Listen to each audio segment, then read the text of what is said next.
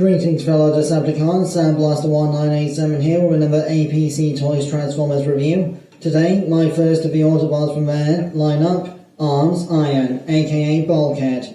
As you can see, this uses the first edition Bulkhead mold as opposed to the Robots in Disguise one, so it's a lot more screen accurately proportioned in both modes.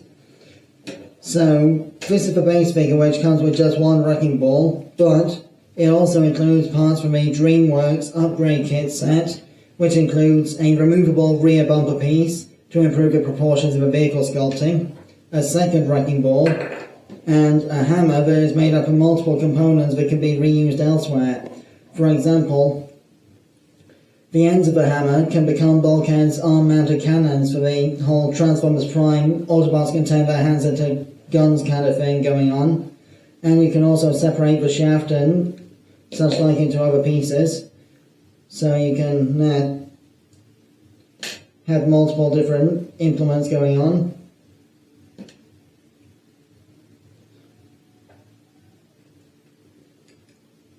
Like so. Customization and all that, so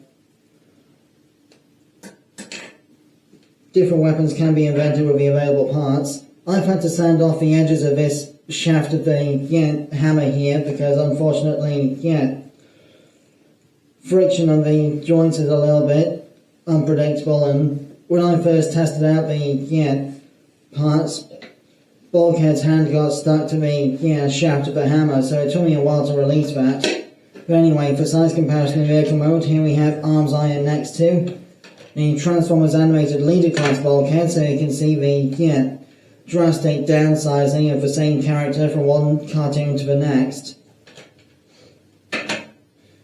And here's Dalek Sec from a 5.5-inch Doctor Who action figure line. I'll be coming back to him in another video soon. So, to transform Arms Iron from vehicle to robot mode, first what you want to do is remove the wrecking ball from the back, like so. It attaches via a 5mm port, so most of the Prime Wars and War for Cybertron Trilogy and Legacy and Age of the Primes type weapons should be able to fit. Also, I'm not going to fully attach it because it's a bit tricky, but what you want to do with the back bumper piece is you want to flex the edges out ever so slightly as you're reaching it around the normal bumper in order to fit it in place. Remember, the rear bumper section is supposed to split in half into Bulkhead shoulder panels for the robot mode, so it can be a bit tricky to remove this piece due to joint tolerances. So, to transform, first peel up this piece here and accordion it forward like so to get that out of the way. Then lift up the rear section like so. Then what you want to do is come around to the front, lift up the front hood and disconnect the legs from underneath the front like so. There is actually a sliding rail mechanism in here that is a little bit tricky to work with, but if you disconnect the rear wheels and the door panels first to gain a bit of clearance, it is still doable. Bear with me a sec.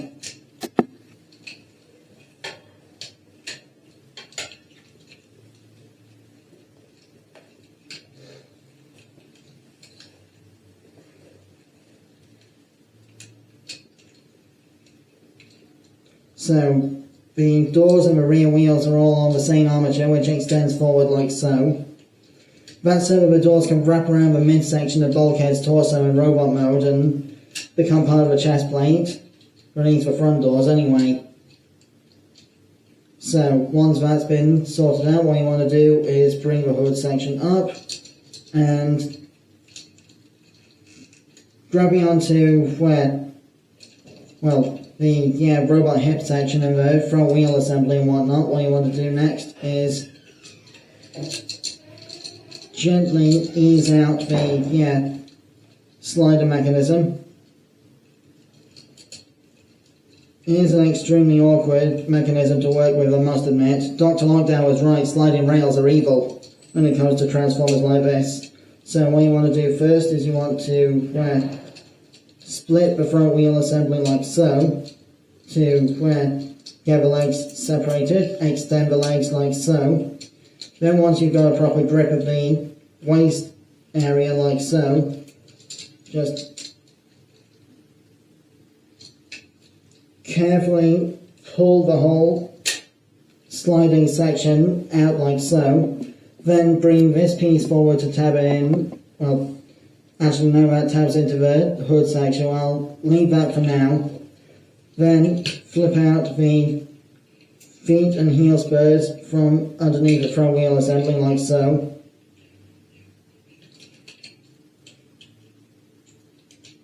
That's the legs more or less complete. An assembly error on my copy has left the right heel spur slightly not quite fully plugged into itself. Then I'll see what I can do to fix that later. For now, what you want to do next is you want to fold the hood section down like so, then bring these pieces of the hood section up over the windscreen like so to become part of the chest plate.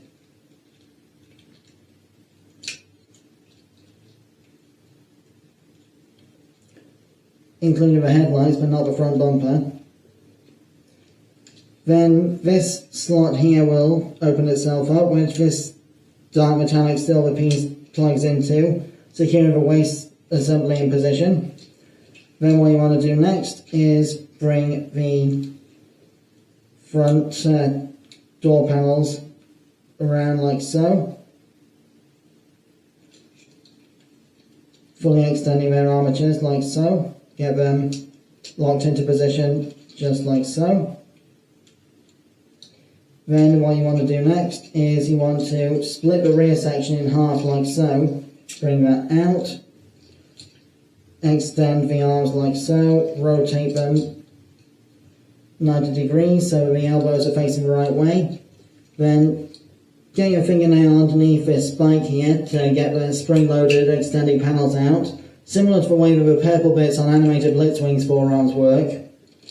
Then what you want to do next is you want to rotate the sort of accordion mechanism on the shoulder pad so that these black pieces expose themselves like so.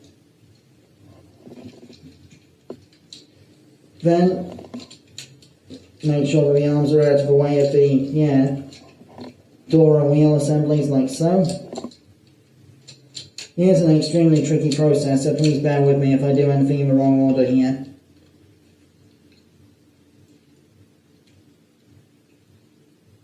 So, what you want to do next is you want to do the same on the other side. Make sure the front doors are wrapped tightly around the chest like so, with the rear doors coming around the sides to fill out the gaps in the torso. Make sure the arms are out of the way of the door assemblies. Then rotate the bicep swivel 90 degrees to make sure the elbows at the right angle. Bring out the spring-loaded forearm panel piece like so. And accordion the shoulder pad around itself so that the black lump emerges like so.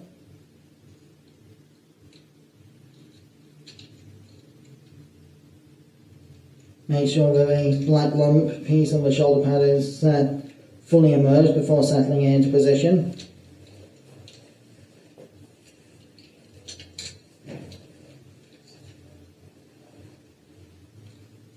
Like so.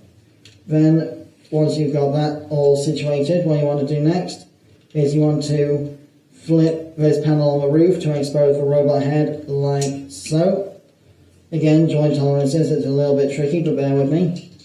Then once you've done that, what you want to do next is bring up the back wheels like so, and bring down this area here.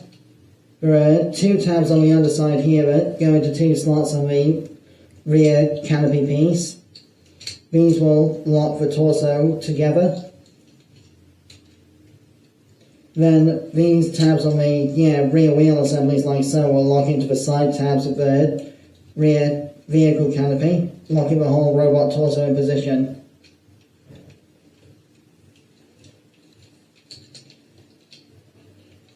Theoretically anyway.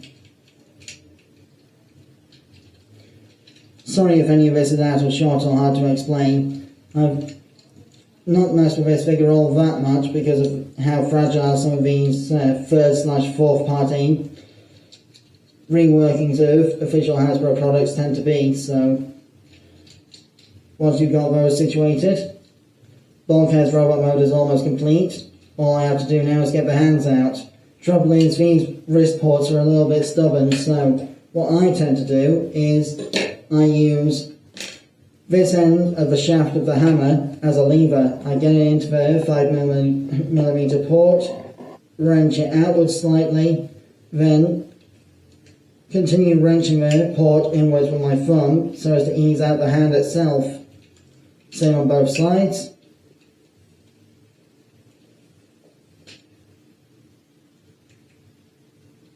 Mileage may vary with joint friction and such like on your copy. And here we have the APC Toys Arms Iron, aka Masterpiece Prime Bulkhead, in robot mode at long last. Sorry about how long that took to complete and even longer to explain, but as you can see, he's pretty faithful to the animation model from Transformers Prime, and he even retains the original Hasbro Toys light piping, which is a bonus. So, articulation-wise, Arms Iron has a slight rotating head, restricted by the shape of a lantern jaw chin piece there, very similar to that of his animated namesake and Cybertron Crumple Zone and several other figures from the past. You've also got a slight outward butterfly joint of the shoulder for transformation. You've also got 360-degree swivels of the shoulders, which are restricted by the shape of, well, all of the sculpted detail and everything. You've also got 90-degree in and out movement, a somewhat stiff bicep swivel for transformation, almost double elbow bend due to the way the plastic is sculpted. You can't swivel the wrist, but it does flip in and out for transformation, and for another purpose I'll get back to in a moment. Nothing of a waist due to transformation and hollowness and such like, but you do have semi-ratcheted universal hips, which seem to be ratcheted on the forward and back movement and just friction from the outward movement. There's also a thigh swivel here, a deep ratcheted knee bend, and there's actually a, second friction hinge below the kneecap, then still the kneecap piece like so. There's no ankle tilt or anything sadly on this figure, but I don't know for certain because I don't have the figure, but I think the RID 2010, the Transformers Prime RID mainline figure might have had slightly different joints. So, for size comparison, here we have the APC Toys Arms Iron, aka Transformers Prime First Edition Bulkhead, next to Transformers Animated Leader Class Bulkhead, the 5.5-inch Doctor Who basic figure of Dalek Sec, Transformers Animated Voyager Class Grimlock, and for a more modern Voyager size comparison, the Kingdom Mutant Tigertron mold. So you can see how much smaller he is than most of the other figures that I currently got with me for this review.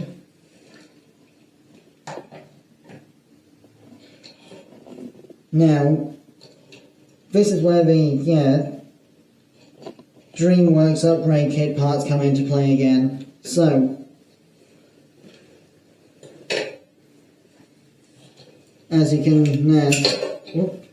see,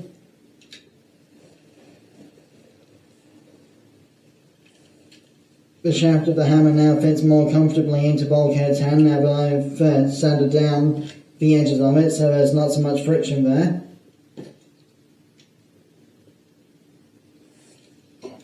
And the rear bumper piece tabs onto these little tabs at the back of his robot mode lower back, so upper rear end kind of area, to basically mimic where the real rear bumper of a vehicle mode would have ended up in the cartoon animation model. You can actually see the sculpted in but not painted tail lights on his backside there.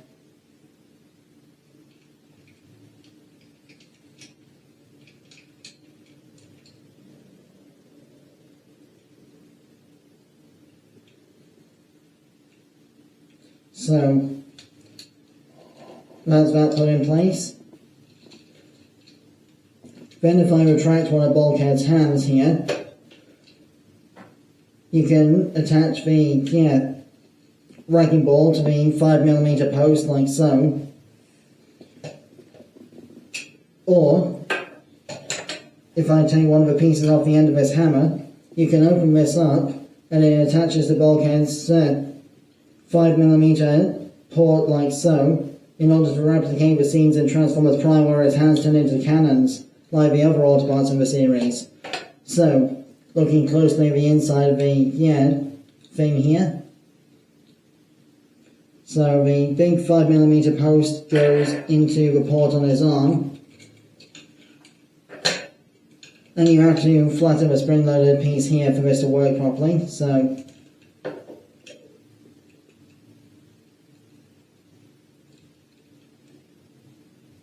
that goes in there. Then the rest of the pieces just reconnect, and now Bulkhead's hand is a cannon. So that more or less concludes my review of the APC Toys Arms Iron, aka Transformers Prime First Edition Bulkhead, with a few modifications. I have been Sandblaster1987, thanks again for watching, and if you made it this far, thank you for sticking with me through the complexities of the transformation.